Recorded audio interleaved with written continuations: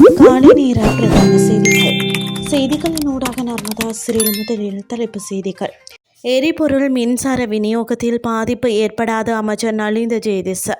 பாடசாலைகளின் முதலாம் தரம் தொடர்பில் கல்வி அமைச்சின் அறிவிப்பு. அமெரிக்காவின் இயலாமை அம்பலம். கார்மோஸ் நீரிணை விவகாரத்தில் ஈரானின் விமர்சனம்.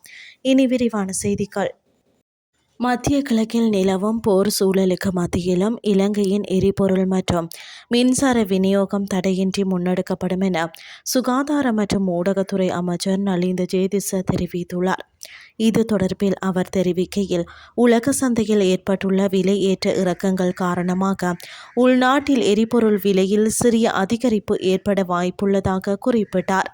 எனினும் இந்த விலை அதிகரிப்பின் சுமையை முழுமையாக மக்கள் மீது சுமத்தப் போவதில்லை என அவர் உறுதியளித்தார்.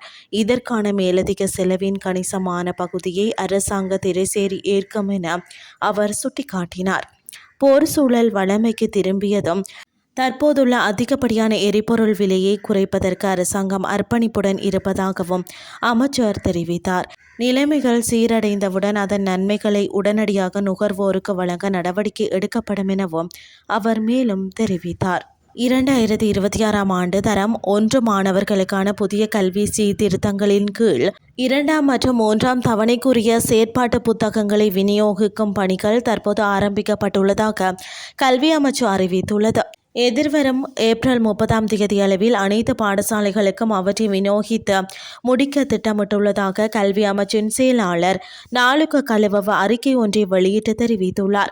இதேவேளை தரம் 1 பாடத்திட்டம் தொடர்பான விழிப்புணர்வு மற்றும் ஆசிரியர் பயிற்சிகள் மாகாண ஆரம்ப கல்வி பணிப்பாளர்கள், ஆசிரியர் ஆலோசகர்கள், பயிற்றுவிப்பாளர்கள் மற்றும் ஆசிரியர்களுக்கு ஏற்கனவே வழங்கப்பட்டுள்ளதாக தெரிவிக்கப்படுகிறது.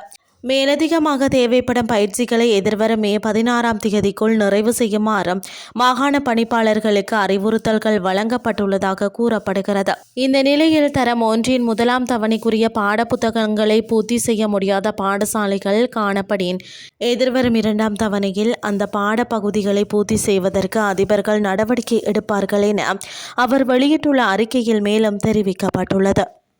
இனி வெளிநாட்டு செய்திகள்.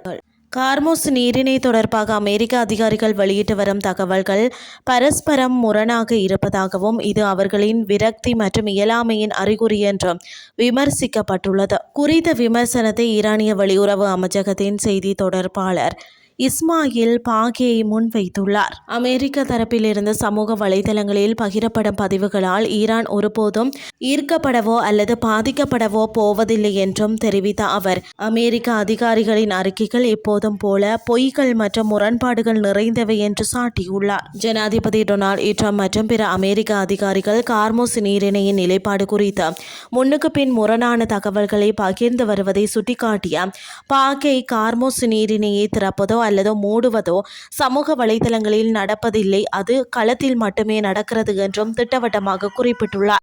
இதன் மூலம் அமெரிக்காவின் ராஜதந்திர அழுத்தங்களுக்கு ஈரான் அடிபணியாது என்பதையும் நீர்வழி பாதையின் கட்டுப்பாடு தங்களது கைவசமே உள்ளது என்பதையும் அவர் மறைமுகமாக உறுதிப்படுத்தியுள்ளதாக தெரிவிக்கப்படுகின்றமை குறிப்பிடத்தக்கது. இத்துடன் செய்திகள் யாவும் நிறைவடைகின்றது. அடுத்த இரவு 8:30க்கு எதிர்பாருங்கள். நன்றி.